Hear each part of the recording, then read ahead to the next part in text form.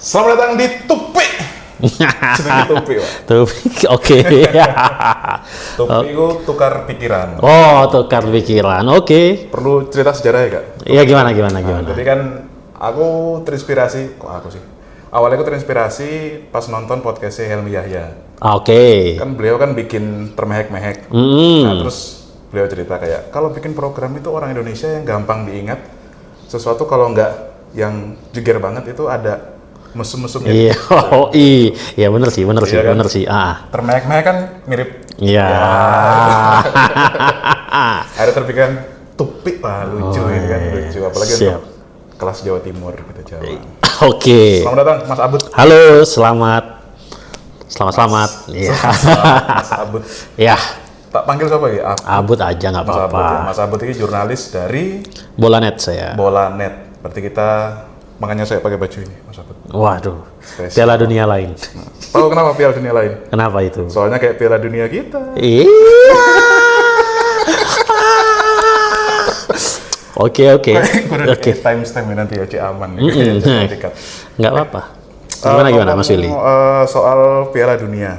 Ini kan pastinya dari U20 nih? U20. Oke.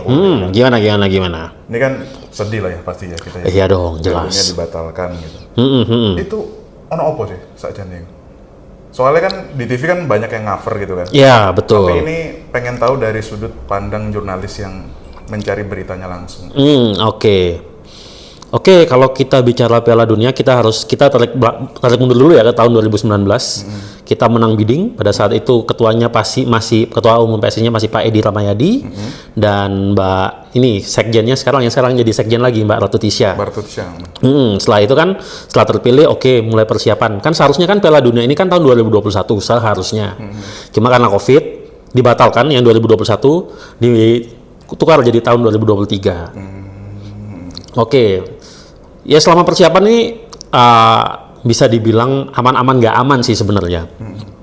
Sebelum muncul huru hara, kan ini kan turnamennya itu kan mulainya akhir Mei sampai Juni pertengahan, 20 sekian Mei sampai Juni pertengahan. Pada saat itu sebenarnya yang sempat sebelum isu-isu pembatalan ini muncul pada saat itu, yang pertama muncul itu sebenarnya ada isu yang lain, yaitu masalah venue. Venue-nya belum siap. Iya, jadi kan ada 6 kota tuh, Surabaya, Bandung, Jakarta, Palembang, Bali, sama satunya itu di Solo. Itu dari 6 itu yang baru lolos verifikasi itu cuma 2. Waduh. Dengan Hamin sekitar kan itu bulan Mei, sekitar bulan Februarian itu masih 2 yang baru lolos itu baru 2. Nah ini, jadi pada awalnya itu sih sebenarnya yang sempat bikin ketar-ketir adalah lebih kepada isu stadion sebenarnya. Awalnya, kita bicara awalnya ya. Awalnya, tapi pada saat itu Pak Erick Thohir bilang kan setelah dia terpilih jadi ketua umum, dia bilang bahwa ya memang masih ada kendala di beberapa stadion, tapi kendalanya tanda petiknya itu bukan kendala yang besar-besar amat. Masih bisa dikejar lah. Itu berarti Pak Erick Thohir bukan Pak Iwan Bule, bukan? Bukan. Kan Pak Iwan Bule kan udah turun. Oh, yang pas baru. Kan Februari kan kongres tuh.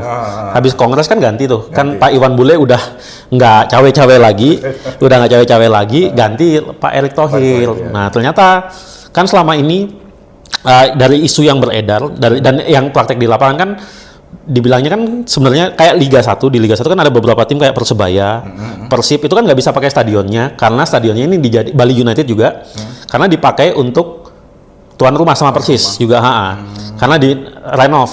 Kan orang-orang mikirnya ya udah di renov berarti aman lah ya, maksudnya dalam pengerjaan. Ternyata pada saat itu pengerjaannya tanda petiknya masih kurang maksimal lah ya. Kurang maksimal. Kalau pada saat itu yang saya ingat banget Pak Erick Thohir bilangnya intinya ada ketidakkan. Jadi kan proyek renovasi stadion ini kan kerja sama pemerintah pusat sama pemerintah daerah. Ya katanya sih ada miskomunikasi antara pemerintah pusat dan pemerintah daerah. Jadi ada beberapa aspek dalam stadion itu yang istilahnya kayak saling lempar, ini bagianmu yang ngerjain. Iya. Nah, tapi pada saat itu statusnya adalah iya memang ada kendala itu, tapi kendala itu masih bisa dikejar lah. Kalau dibilang minor sih nggak minor ya, nggak mayor amat, tapi kalau dibilang minor juga terlalu lumayan gede untuk disebut minor juga. Setelah itu Kan itu sebenarnya masalah utamanya di situ, masalah venue. Cuma terus tiba-tiba ramai ada gubernur Anda tiba-tiba nggak ada angin, nggak ada apa, tiba-tiba saya menolak. Sebenarnya dia nggak ngomong di ini ya, Pak Wayan Koster pada saat itu sebenarnya nggak ngomong secara langsung. Cuma dia berkirim surat ke Kemenpora. Suratnya bocor. Yang bocorin siapa? Itu kita tidak tahu. Saya juga belum ngelihat kayak kalau Pak Ganjar kan ada videonya. Iya, betul. Ada statementnya gitu. Kalau siapa Pak Wayan Koster, iya. Nggak ada, videonya nggak ada. Dia tuh sebenarnya surat. Dia surat yang tiba-tiba nggak ada angin, nggak ada apa, kirim surat ke Kemenpora bilang bahwa dia menolak kehadiran Israel. Nah, yang masalahnya lucunya adalah gini, Israel ini udah lolos udah dari jauh-jauh hari. Nah, iya, betul. Kok tiba-tiba Hamin 2-3 bulan kok baru diributin. Ini sih sebenarnya yang menjadi tanda tanya besar dari kita. Israel ini udah lolos dari kapan hari? Betul.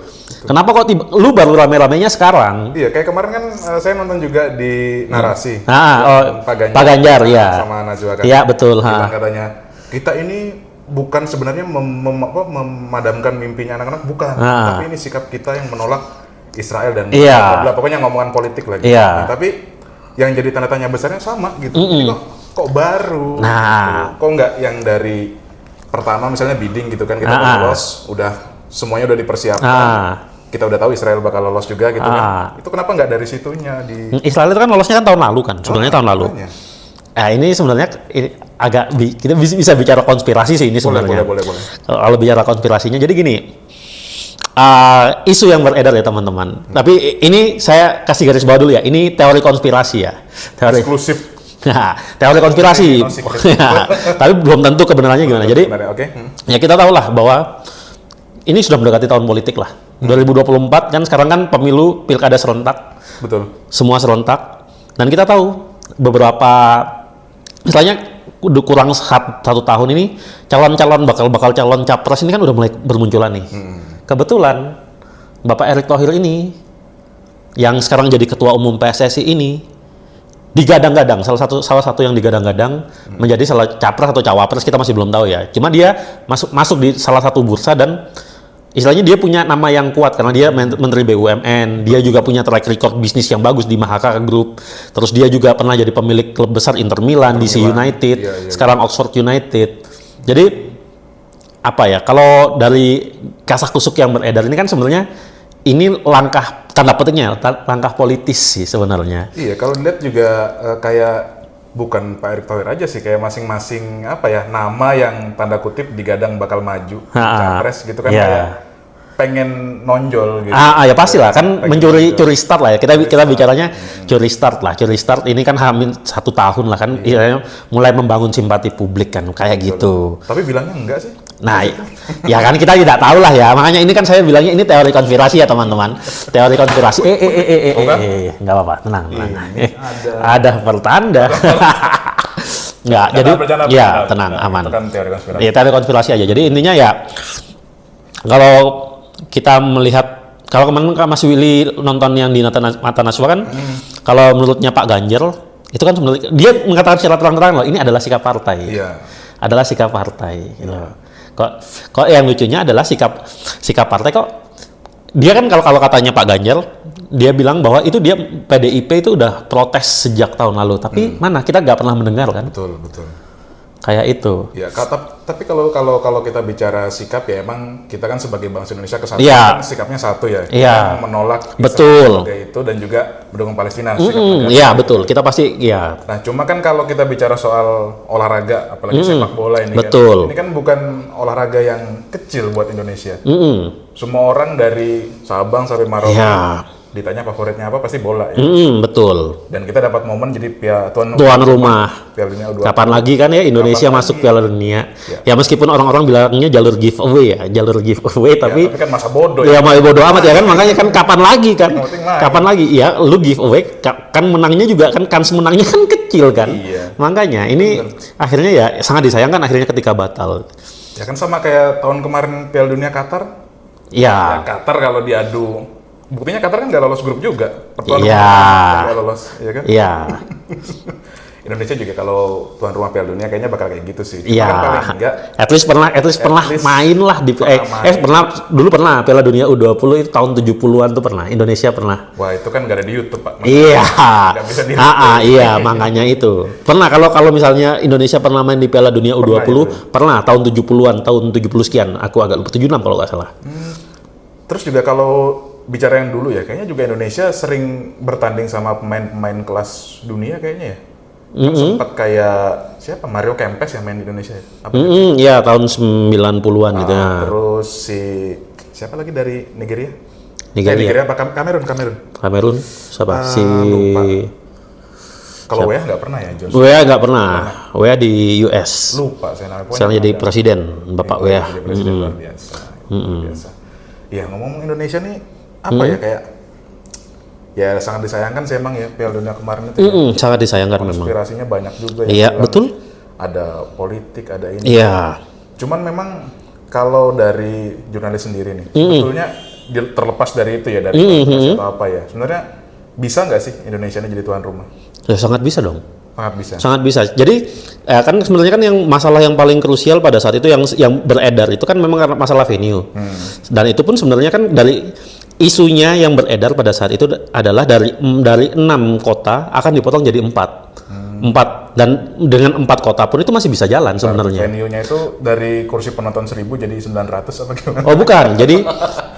Jadi kan ya itu ya. Jadi gimana? Enggak. Jadi memang kan karena memang ada katanya, saya juga kurang tahu ya, yang dimaksudkan 2 stadion yang tanda petiknya ini kekurangannya banyak yang mana. Cuma memang ada wacana pada saat itu adalah city hostnya yang dari 6 dipotong jadi 4. Dan 4 pun itu dari FIFA juga sebenarnya nggak masalah. Itu masih lebih dari cukup untuk menggelar turnamen Piala Dunia. Sebenarnya Indonesia ya terlepas dari kekurangan venue-nya itu ya, dia masih sangat layak dan masih sangat siap untuk jadi tuan rumah dan persiapannya pun juga sudah ini. Bahkan yang salah satu info yang saya tahu pada saat itu, timnya dari PSSI, LOC-nya itu udah menyiapkan opening ceremony-nya itu meriah. Ini FYI aja sih teman-teman. Ini belum. Jadi dan saking pada saat itu akan jadi orang-orang FIFA itu kan sekarang kan lagi selama beberapa bulan terakhir kan berkantor di Indonesia kan. Ya kan untuk inspeksi stadion, ngecek persiapan kayak gimana. Nah, pada saat itu ini yang saya tahu konsepnya karena Pak Erik, kita tahu ya Pak Erik dengan dulu dia nggarap Asian Games kayak gimana yang kerennya kayak gitu. Dia Pak Erik tuh udah mau bikin opening yang oke, sampai saking meriahnya sama FIFA disuruh tanda petiknya dikurangin, jangan meriah-meriah. Karena terlalu meriah itu ya? Bukan, kenapa? Karena jangan sampai opening ceremony-nya Piala Dunia U20 lebih meriah daripada Piala Dunia Qatar. Oke. Saking gitunya, padahal udah dari info yang saya tahu dari lapangan itu udah oke lah ya, udahlah. Kita kalau Mas Willy ingat dulu openingnya Asian Games kayak gimana sih? Kan itu Pak Wisnu Tama ya kayaknya. Pak Wisnu Tama yang ininya, cuma kan yang kepalanya Pak Erick Thohir, yang arrange Pak Wisnu Tama. Betul.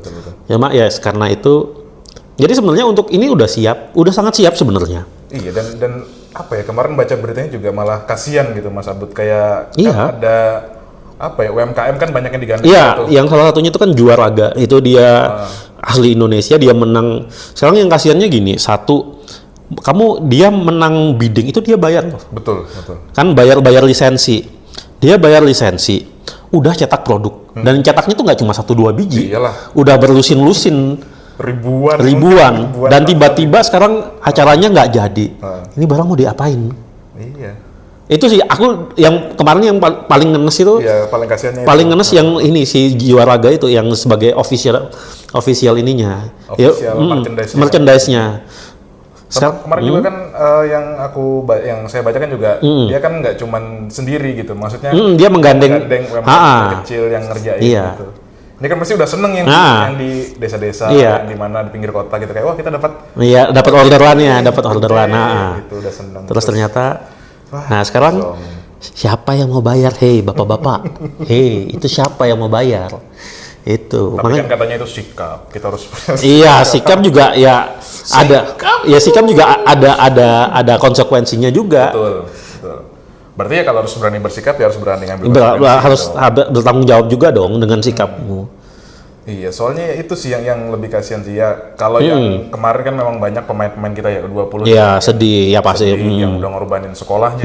Iya sih, hoki.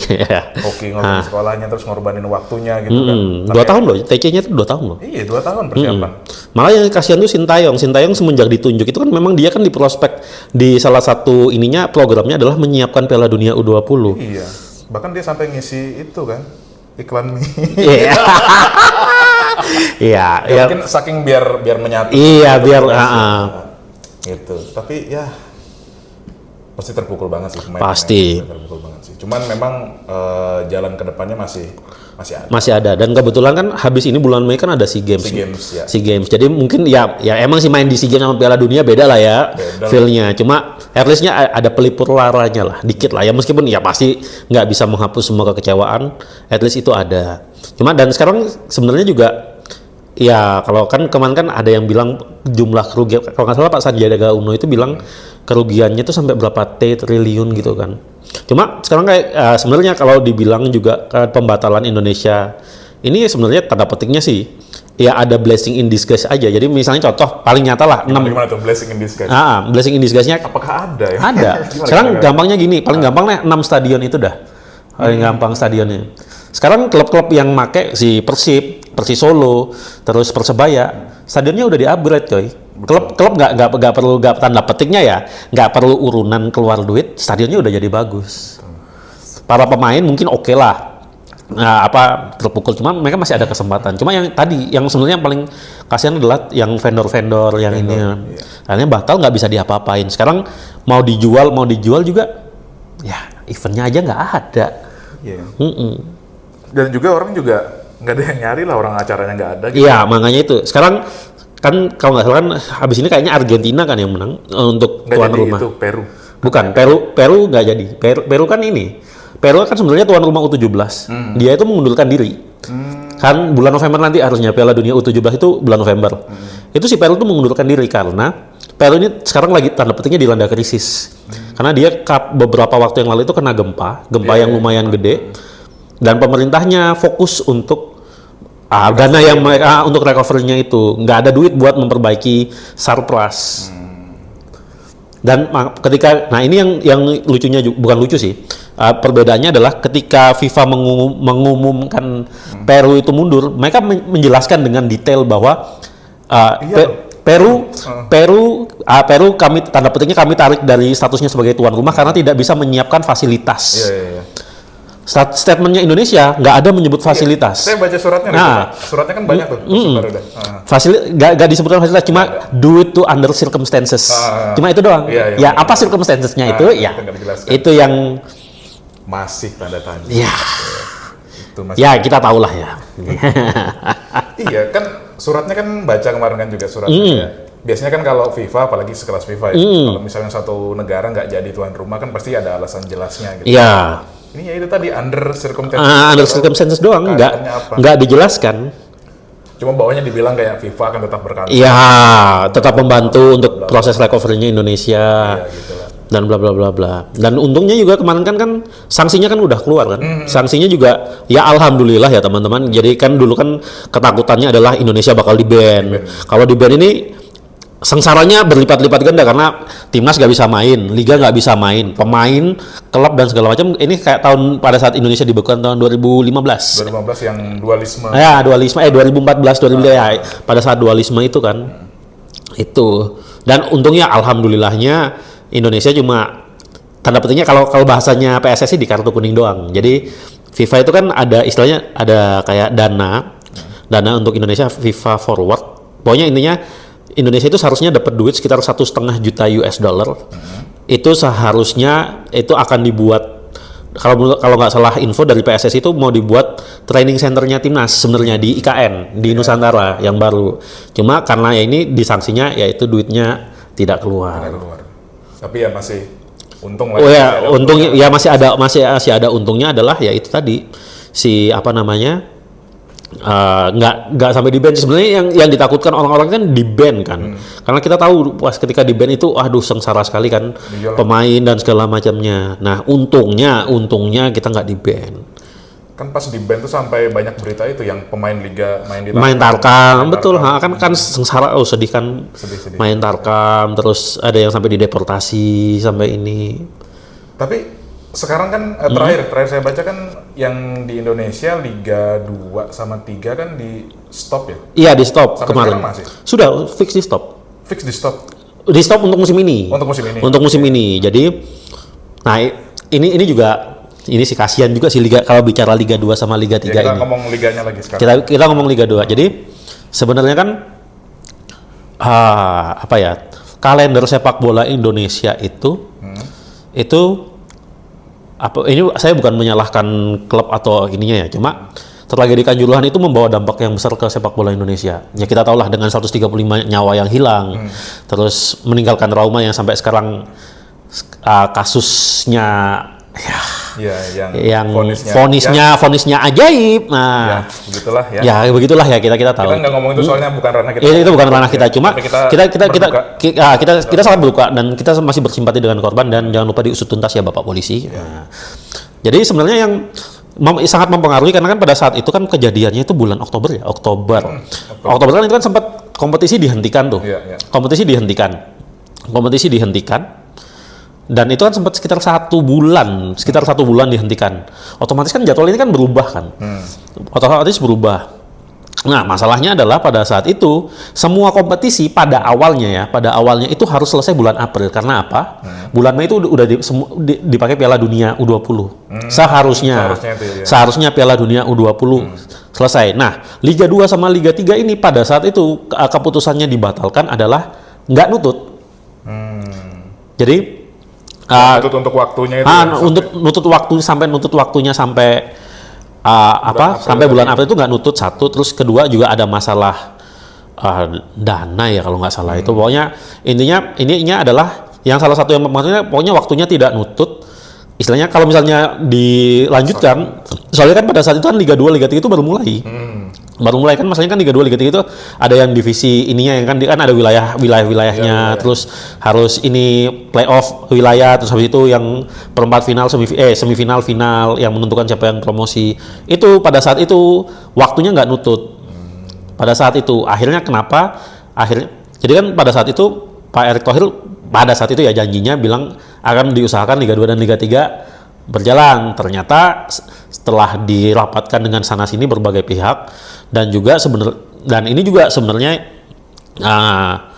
bukan kalau misalnya dibilang salah PSSI doang juga enggak sebenarnya. Jadi kan yang orang-orang tahu kan, wah ini PSSI-nya nggak bener nih, ngatur nggak becus. Cuma yang teman-teman harus tahu adalah dari sejumlah kontestan itu mereka memutuskan untuk mengundurkan diri. Karena pada saat itu mereka bilang secara terbuka bahwa kami udah nggak punya dana. Karena nggak sanggup lagi buat muter ya udah. Cuma sebenarnya kalau nggak salah ya itu nggak sampai 10 sih sebenarnya. Cuma entah kenapa akhirnya kan sebenarnya itu kan udah dirapatkan. PSSI, PT Liga sama klub-klub Liga 2, Liga 3 itu udah dirapatkan. Akhirnya ya mungkin secara konsensus ya mereka akhirnya memutuskan batal, dan ini namanya satu keputusan itu kan tidak bisa memuaskan banyak pihak. Iyalah. Cuma akhirnya salah satu hasilnya dari negosiasi itu adalah mulai musim depan Liga 2 sama Liga 3 itu ada operatornya sendiri. Jadi kalau sekarang kan semua itu operatornya di PT Liga Indonesia baru. PT Liga Indonesia baru. Nah, mulai musim depan mau dibikin ada operator sendiri. Jadi mereka punya orang yang benar-benar committed, dedicated buat ngatur ini biar udah nggak kecampur-campur sama Liga 1 urusannya Liga 1. Tapi tim Liga 2, Liga 3 gitu ada kayak open IPO gitu nggak sih sahamnya? Enggak ya? Maksudnya kalau berkaca di liga luar gitu ya, tim-tim kan biasanya ada jual kepemilikan gitu. Nah kalau Indonesia kan yang saya tahu gitu kan yang tim yang dimiliki swasta kan ya kayak Rans. Iya. Kayak gitu kan swasta. Ya kalau yang lain kan kebanyakan kayak daerah. Indonesia itu semua di Indonesia itu cuma satu klub loh yang udah IPO. Bali United doang. Cuma Bali United doang. Yang udah IPO ya, yang menjual saham di bursa efek. Cuma Bali United. Sebenarnya kan yang mau nyusul itu yang gosipnya beberapa tahun terakhir kan ada Persija, Persib, Arema, Persebaya itu kayak kalau nggak salah juga sempat ada wacana, tapi masih belum. Yang udah IPO yang jelas-jelas udah ada itu Bali United. Bali United. Yang lain belum. Semua dimiliki swasta. Oh, dimiliki swasta. Swasta. Oke. Tapi bisa kayak luar negeri juga ya, kayak jual tim, beli tim gitu ya, sama ya. Jual tim, beli tim gimana Maksudnya nih? kayak di luar negeri kan ya tim yang ikutin kan sekarang kan ada Wrexham gara-gara Ryan beli tim itu kan. Indonesia bisa juga kayak bisa gitu. berganti.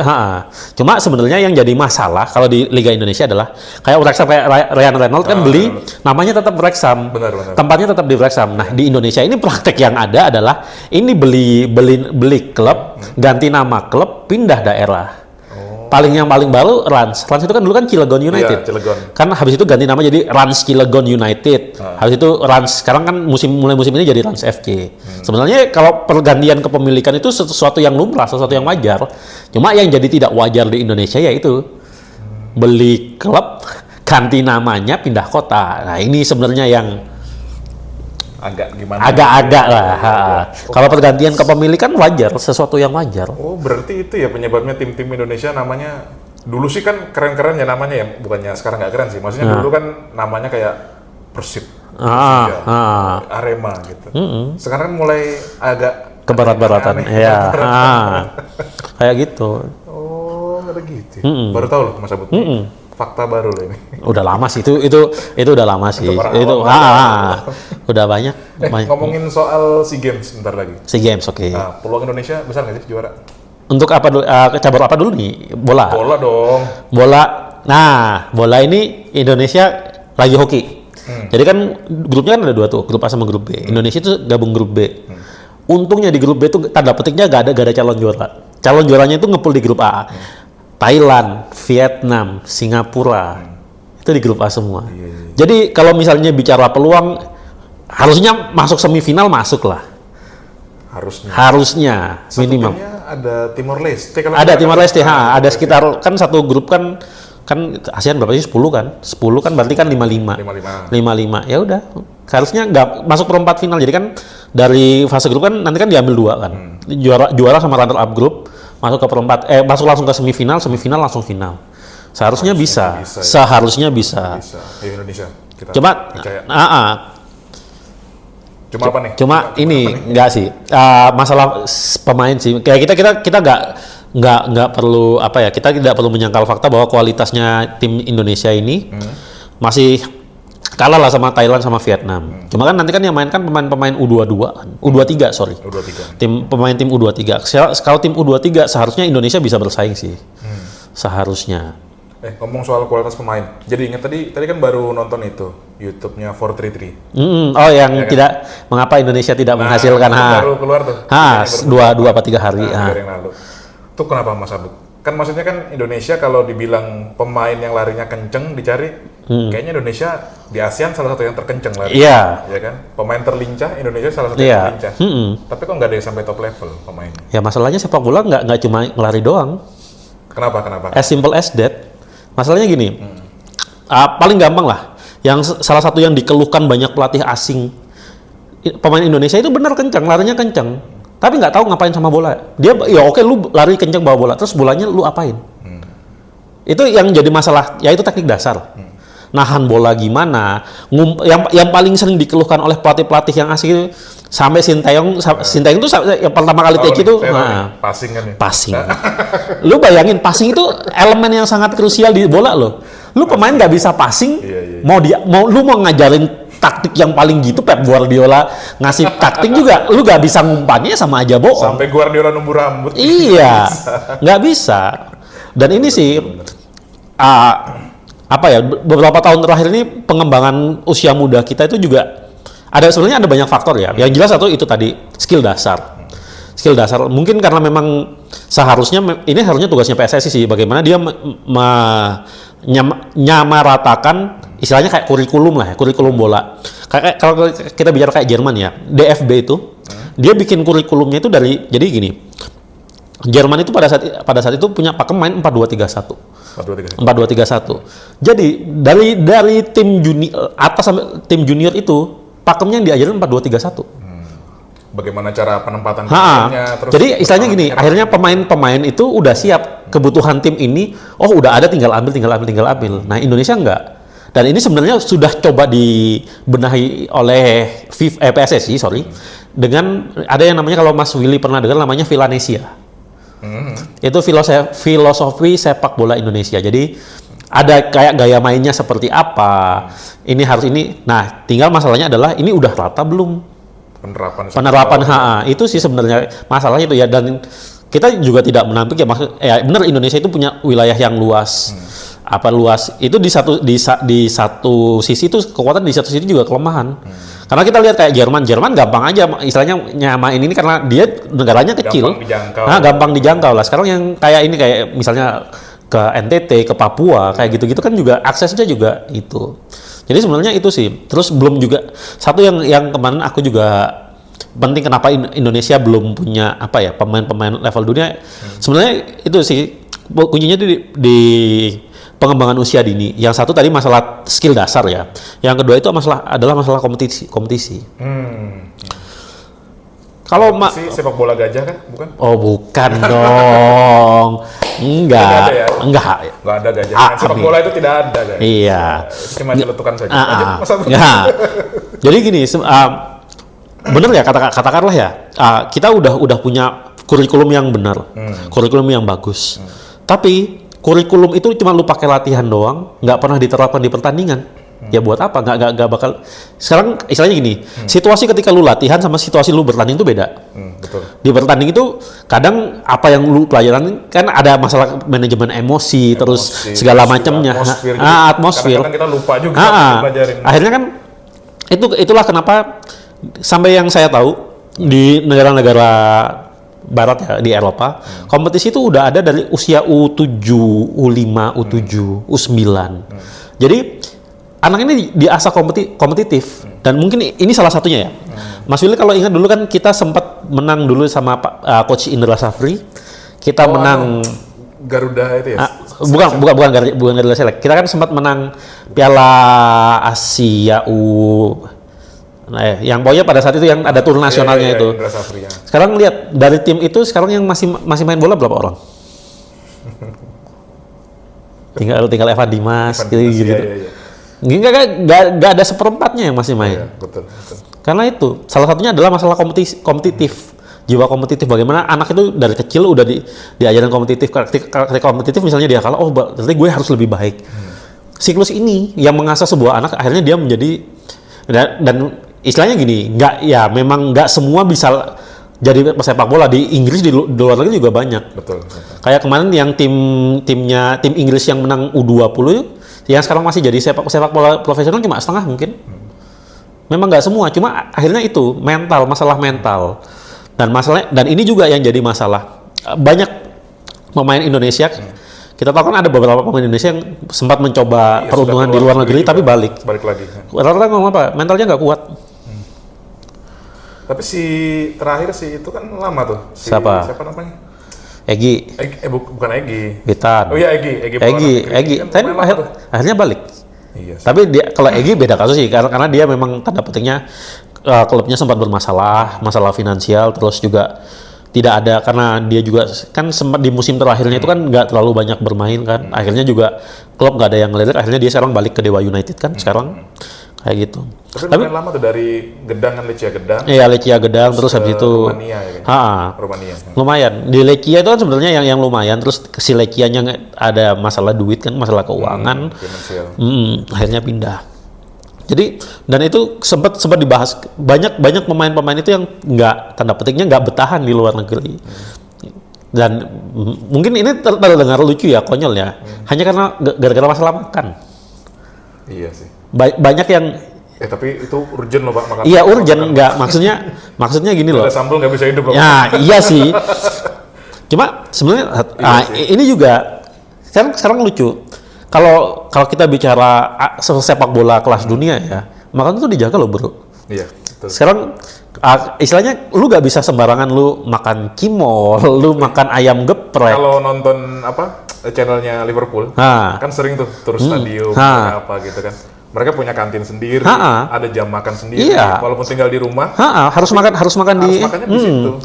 Itu makanya kan karena gizinya dijaga. Jadi gak bisa lu makan jeroan, lu makan babat. Waduh. Wah, kalau kita kan makan sate telur dulu baru masuk lapangan.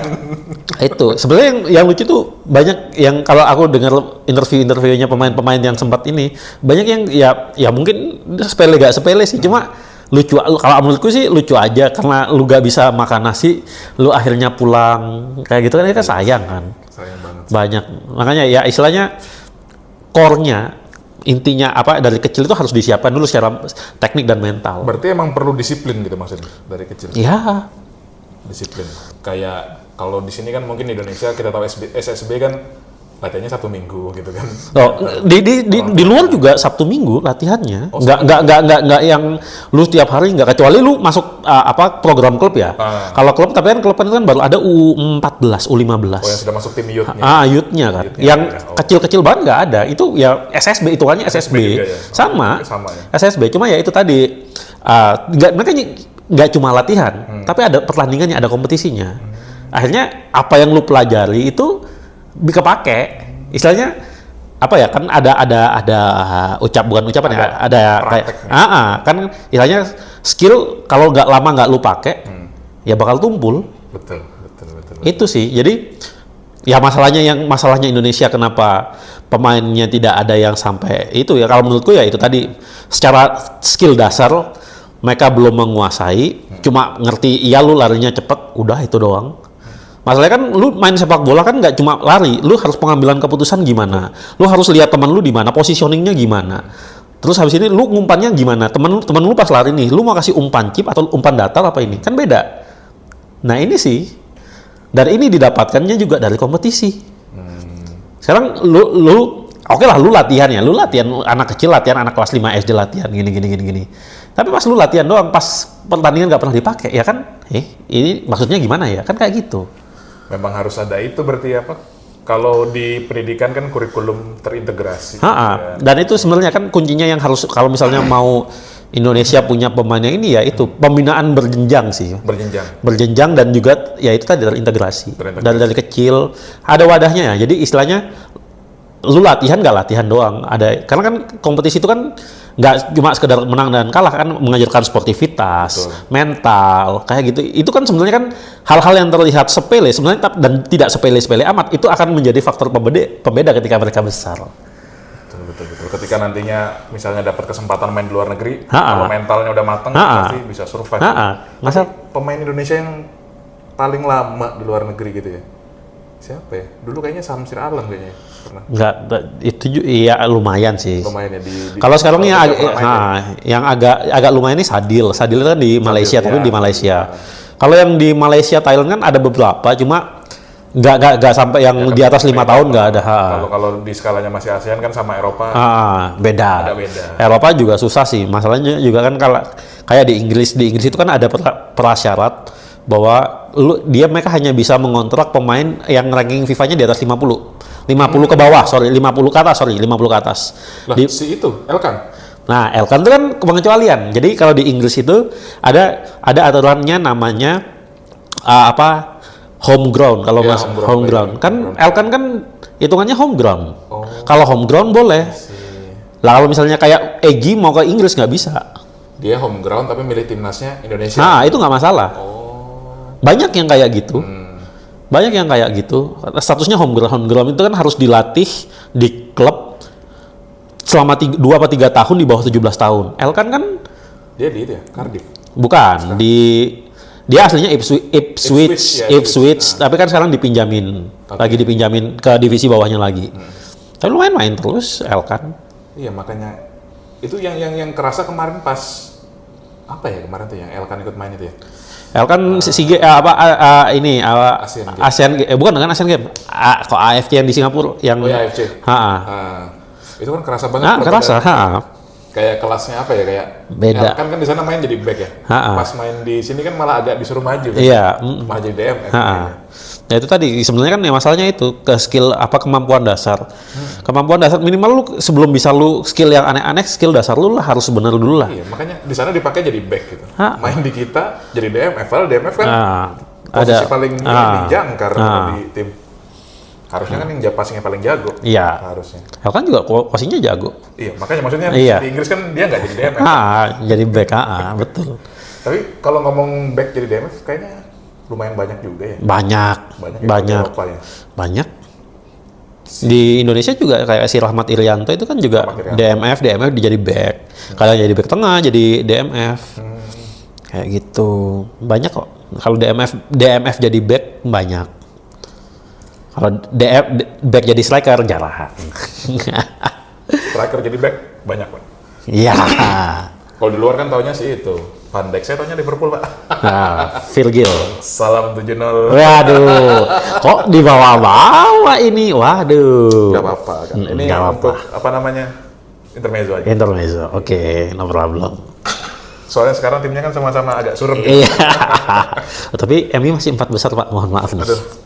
Mohon maaf nih. Makanya nyaris kalah. Tapi mainnya bagus kok kemarin. Liverpool ini kurang apa namanya? Kurang refreshment di tengah. Iya, semua lini Liverpool itu udah skuadnya udah tua. Emang Pemiliknya pelit. udah waktunya rombak memang. Pemiliknya pelit. Yang salah ya mungkin yang agak salahnya adalah kalau ya ini agak nyelentang ngomongin Liverpool ya. Kalau Liverpool Liverpool dia sebenarnya gini, penuaan dalam sebuah skuad itu wajar. Cuma bagaimana klubnya tuh mengantisipasi. Seharusnya gini, kayak sekarang kita lihat Van Dijk lah, kita bicara Van Dijk. Van Dijk udah 3 bulan udah mulai menurun. Iya, 3-1 ini. Tapi partnernya siapa? Joel Matip. Terus si ini kan nggak ada yang muda-muda, udah tua-tua semua ini. Dan itu juga mereka nggak menyiapkan pemain muda untuk Iya.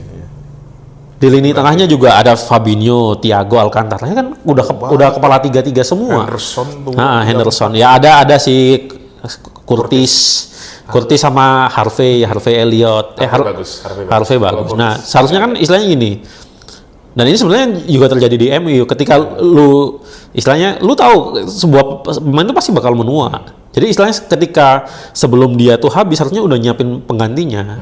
Nah, ini yang telatnya Liverpool adalah udah tahu ini udah mulai menua, udah istilahnya oke lah pada saat itu si Van Dijk lagi peak performance, semua pada peak performance, tapi gak nyiapin gantinya. Jadi ketika turun nggak ada serotnya. Iya, sekarang siapa back yang nggak ada? Nggak ada. Itu juga di Indonesia terjadi nggak sih? Apa? Kalau sulit mencari apa ya penerus. Kalau Indonesia ini malah sekarang apa ya? Surplus, enggak? Kalau dibilang surplus lumayan surplus untuk pemain-pemain. Lah sekarang yang agak salutnya sama Sintayong adalah dia berani potong generasi. Dalam artian gini, timnas kalau kita sebelum eranya Simon McManamy kan kita masih lihat kayak nama-nama kayak Rizky Pora, terus Ferdinand Sinaga.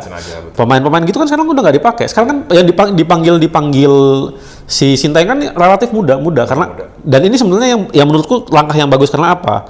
Generasi tua ini tanda petiknya udah bukannya mendiskreditkan ini ya, mereka tanda petiknya udah dididik dengan cara yang salah gitu loh. Betul. Akhirnya kalau misalnya ini dibiarkan main terus dia dicampur dengan pemain-pemain baru yang tanda petiknya ya bukan masih murni apa maksudnya itu kan bisa menjadi pengaruh yang buruk juga kan. Akhirnya Sintayong berani tegas dia potong generasi. Bahkan bayangin sekelas Evan Dimas loh. Nggak dipakai juga. Nggak dipakai. Padahal Evan Dimas ya masih lumayan oke lah. Masih lumayan oke lah. Dan yang ngalahin Korea Selatan dulu kayaknya Evan Dimas. Iya, kan dulu. Makanya akhirnya sekarang kan si Sintayong kan coba deh lihat kalau tim U21 sama tim senior kan banyak squadnya nggak banyak berubah. Dan itu bagus akhirnya kan istilahnya dia menyiapkan oh ya udah yang generasi yang udah lalu yang udah tanda petiknya dibesarkan dengan cara yang salah ya udah kita nggak usah pakai. Sekarang kasih kesempatan ini mereka yang baru.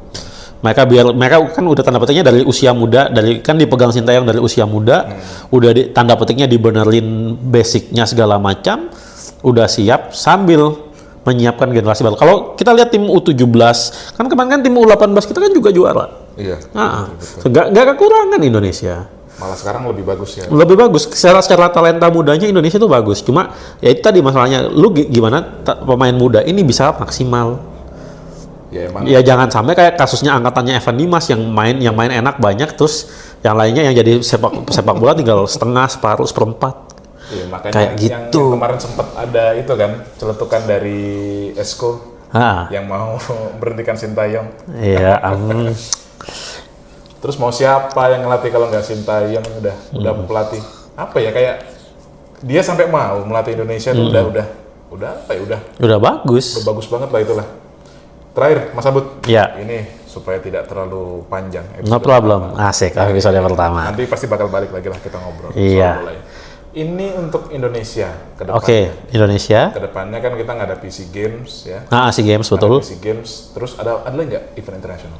Kayaknya itu ya. Nanti akhir tahun Asian Cup.